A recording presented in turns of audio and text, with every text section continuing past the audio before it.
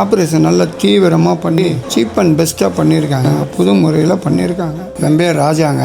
நான் சேலத்துலேருந்து வசிக்கிறேன். எனக்கு heart attack ஆகிடுச்சி. ரெண்டு 3 மாதத்துக்கு முன்னாடி ஹார்ட் அட்டாக் ஆகிடுச்சு. அந்த ஹார்ட் அட்டாக்கில் சேலம் சண்முக ஹாஸ்பிட்டலில் நல்லா பண்ணுவாங்கன்னு சொல்லி பேசிக்கிட்டாங்க. நல்லா விளம்பரம் இருந்துச்சு. இந்த சண்முக ஹாஸ்பிட்டலில் வந்து பார்த்தேன். டாக்டர் அருண்குமார் டாக்டர் வந்து கன்சல்டிங் பண்ணார். அவர் நல்லா ட்ரீட்மெண்ட் கொடுத்தாரு. அப்புறம் 1 மாதம் கழித்து ஆப்ரேஷன் வச்சுக்கலான்னு சொன்னார்.